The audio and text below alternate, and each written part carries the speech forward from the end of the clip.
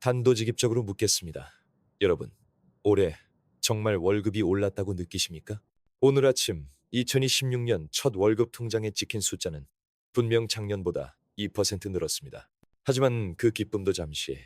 스마트폰에 날아온 난방비 고지서는 전월 대비 20%가 폭등해 있습니다.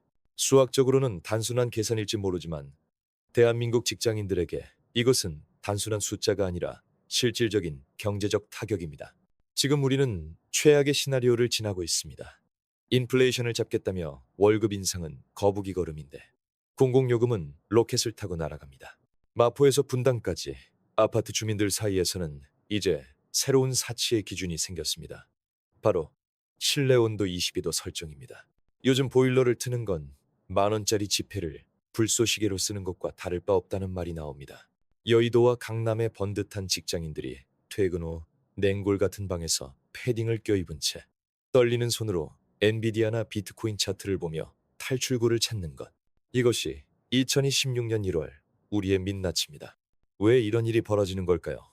국제 에너지 가격이 예전보다 안정됐다는 뉴스도 들리는데 왜 유독 서울의 1월 가스비는 역대급 기록을 갈아치우고 있는 걸까요? 이제 더 이상 전쟁이나 공급망 탓만 할 수는 없습니다. 진실은 훨씬 더 뼈아픕니다. 한국가스공사 KOG가 지난 몇 년간 미수금이라는 이름으로 떠안았던 거대한 부채가 드디어 임계점에 도달했기 때문입니다. 정부가 더 이상 대신 감당해주지 않는 그 빚더미가 이제 여러분의 지갑으로 직접 배달되고 있는 겁니다. 하지만 진짜 문제는 따로 있습니다. 뉴스에서 자세히 알려주지 않는 2026년의 진짜 위협은 고작 몇만 원 더 나오는 가스비가 아닙니다. 바로 우리 목을 죄어오는 스트레스, DSR의 본격적인 공습입니다. 생활비가 가장 많이 들어가는 이 시기에 은행은 오히려 여러분의 대출 한도를 깎아내리고 있습니다. 단순히 외식 한두 번 줄이고 이마트 마감 세일 기다린다고 해결될 수준이 아닙니다. 2026년 금융게임의 룰은 완전히 바뀌었습니다. 지금 당장 부채를 재구조화하고 현금 흐름을 정비하지 못하면 오늘 받은 가스비 고지서는 여러분, 가계 경제가 무너지는 도미노의 시작일 뿐입니다. 오늘 영상에서는 가스비 아끼는 법 같은 한가한 소리는 하지 않겠습니다.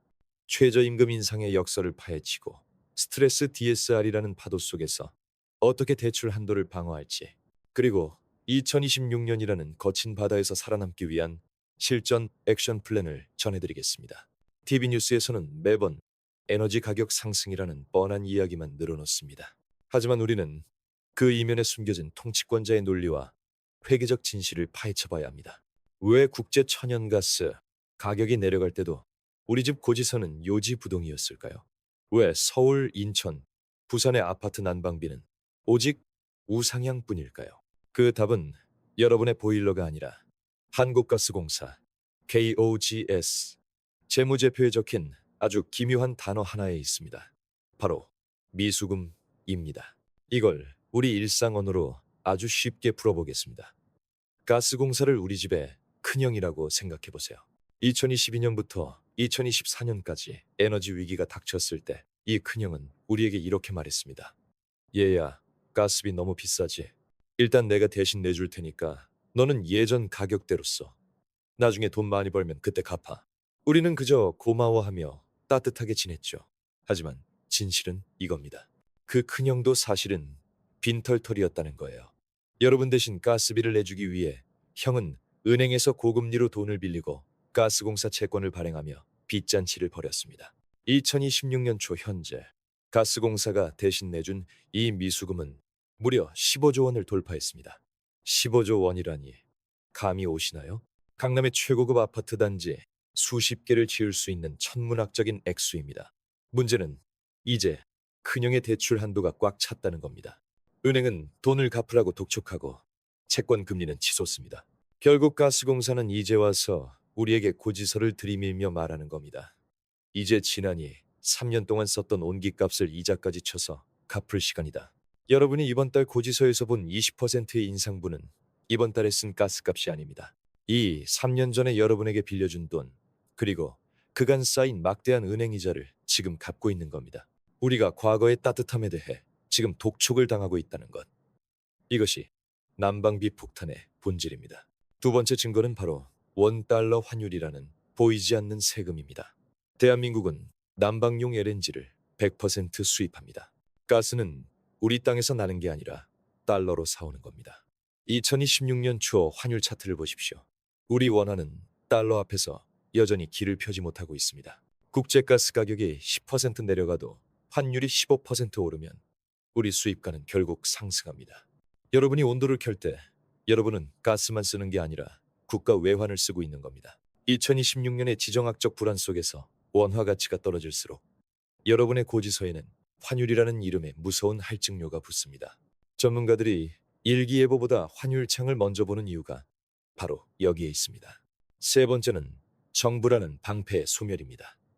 과거에는 선거를 앞두거나 민심이 흉흉하면 정부가 예산을 투입해 가격 인상을 억눌렀습니다. 하지만 2026년은 다릅니다. 초고령화 사회로 진입하며 복지 비용은 폭발하고 국가 재정은 바닥을 드러내고 있습니다. 이제 가스공사와 한전의 적자를 메워줄 나라 돈이 없습니다. 에너지 저가 시대는 끝났습니다. 가스공사의 미수금 회수 로직상 앞으로 최소 5년에서 7년은 이런 고통이 지속될 것입니다. 내년에는 좀 낫겠지 하는 기대는 버리시는 게 좋습니다. 진짜 무서운 건 여기서부터입니다. 단순히 난방비 몇십만 원 더 나오는 게 문제가 아닙니다. 가스비가 오르면 편의점 도시락값, 식당 김밥값, 배달 음식비가 도미노처럼 오릅니다. 월급은 2% 올랐는데 난방비는 20%, 식비는 15%가 오르는 이 불균형이 여러분의 삶을 갉아먹습니다. 하지만 이 모든 것보다 더 치명적인 끝판왕이 기다리고 있습니다. 바로 스트레스 DSR입니다. 왜 하필 우리가 난방비로 고통받는 이 시점에 은행은 대출 한도를 조이는 걸까요? 가스공사가 빚을 갚기 위해 발행하는 채권이 왜 여러분의 주택담보대출 금리를 올리는 원인이 될까요? 고지서 한 장에 담긴 이 복잡한 금융의 사슬을 이해하지 못하면 여러분은 단순히 추위에 떠는 것을 넘어 경제적 파산의 위기에 직면할 수 있습니다. 이제부터는 그 소리 없는 살인마, 스트레스 DSR의 실체와 대응 전략을 아주 깊게 파헤쳐 보겠습니다. 이 부분은 여러분의 생존과 직결된 이야기입니다. 앞선 내용에서 난방비 고지서가 우리 눈앞에 날아든 직격탄이었다면 지금부터 드릴 이야기는 여러분의 목을 서서히 조여오는 보이지 않는 올가미에 대한 이야기입니다. 바로 스트레스 DSR입니다. 솔직해져 봅시다. 오늘 아침 노란색 고지서를 확인하고 여러분은 무슨 생각을 하셨나요? 이번 달은 카드 할부로 버텨야겠다거나 급한 대로 신용대출이라도 좀 받아서 넘겨야지라고 생각하셨을 겁니다. 그런데 은행 앱을 켜는 순간 차가운 팝업창이 뜹니다. 고객님의 대출 한도가 부족합니다. 당황스러우시죠?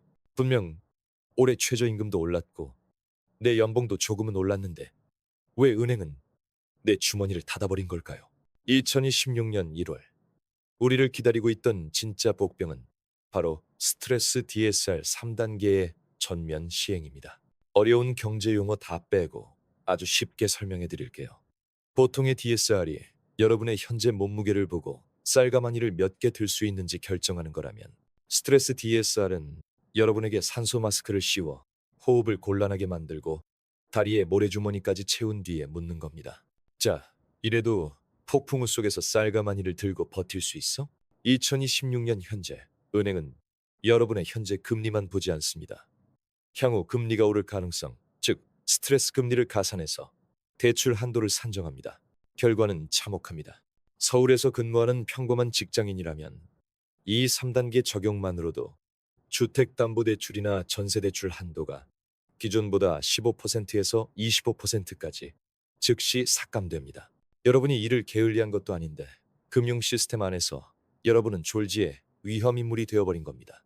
여기서 소름 돋는 연결고리를 하나 더 짚어보겠습니다. 왜 가스공사의 빚이 여러분의 대출 한도를 깎아먹을까요? 2편에서 말씀드린 가스공사의 15조 원 미수금 기억하시죠? 가스공사는 이 빚을 갚기 위해 가스채라는 채권을 엄청나게 찍어냅니다. 공기업 채권이니 시장에서는 안전자산으로 통하죠. 자금을 끌어모으기 위해 가스공사가 채권 금리를 높이면 시중은행들은 돈을 뺏기지 않으려고 자기들도 은행채 금리를 올립니다. 그 결과가 무엇입니까?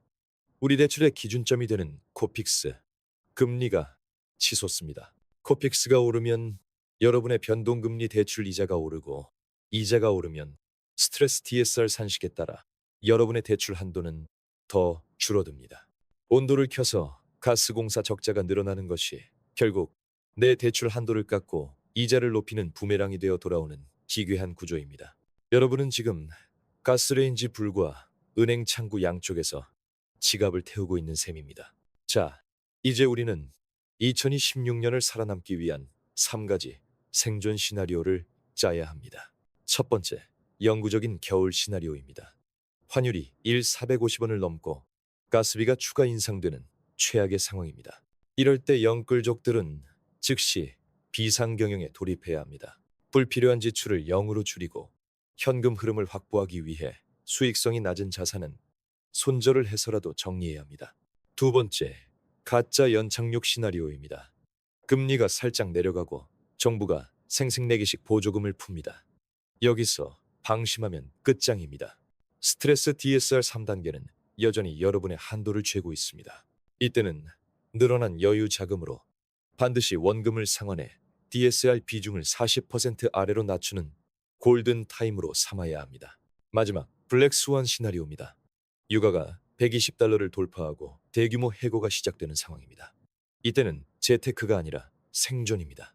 6개월에서 1년치 생활비를 무조건 현금화하십시오. 여의도 금융맨들도 2020년의 환상에 젖어 있습니다. 결국 집값이 해결해 주겠지라고요. 하지만 2026년의 게임 룰은 스트레스 DSR이라는 알고리즘이 지배합니다. 룰을 모르면 필패입니다. 이번 달 난방비 고지서는 여러분의 인생에 던져진 스트레스 테스트입니다. 고작 몇십만 원의 난방비 인상을 버티지 못하면 매달 몇백만 원씩 치솟는 이자 폭탄을 어떻게 감당하시겠습니까? 이제 한탄은 그만두십시오. 지금 당장 뱅킹 앱을 켜서 나의 DSR 한도를 확인하십시오. 그리고 이어지는 마지막 파트에서 제가 전해드리는 액션 대시보드를 통해 반격의 기회를 잡으시기 바랍니다. 자, 이제 아픈 이야기는 충분히 했습니다. 가스공사 적자, 환율, 스트레스 DSR까지. 이제는 우리가 무엇을 해야 할지 대안을 찾아야 할 시간입니다. 고지서를 보며 한숨만 쉬고 있다면 이 영상은 시간 낭비일 뿐입니다. 하지만 지금부터 제가 말씀드릴 액션 대시보드를 하나씩 실행에 옮긴다면 여러분은 2026년이라는 거친 파도 위에서 키를 잡은 선장이 될 수 있습니다. 실행 가이드를 3단계로 나눴습니다. 10분 내로 할 일, 일주일 내로 할 일, 그리고 한 달 내로 습관을 바꿀 일입니다. 첫 번째, 10분 내로 실행할 즉각적 조치입니다. 지금 바로 토스나 카카오뱅크를 켜십시오. 그리고 대출한도 조회 메뉴로 들어가세요. 스트레스 DSR 3단계가 내 현재 한도를 얼마나 깎아먹었는지 실시간으로 확인해야 합니다. 내 체급을 정확히 알아야 다음 수순을 짤 수 있습니다. 그리고 보일러 설정도 확인하세요. 외출할 때 보일러를 아예 끄는 분들이 계신데 영하의 날씨에 바닥을 다시 데우는 게 가스비 폭탄의 주범입니다. 현재 온도보다 5도 정도 낮은 외출 모드를 유지하는 것. 이 작은 습관이 여러분의 현금을 지키는 첫걸음입니다. 두 번째, 일주일 내로 처리할 부채 재구조화입니다. 변동금리 주담대나 전세 대출을 쓰고 계신가요? 당장 대출 갈아타기 서비스를 통해 고정금리 상품과 비교해 보십시오. 2026년의 금리 변동성은 우리가 상상하는 그 이상일 것입니다. 고정금리가 지금 당장은 조금 비싸 보일 수 있지만 스트레스 DSR의 습격으로부터 여러분을 보호해줄 유일한 보험입니다. 또한 디딤돌 대출이나 보금자리론 같은 정책 자금의 신년 쿼터가 남아있는지 반드시 확인하십시오. 정부의 N59 구제책은 선착순이라는 점을 잊지 마세요.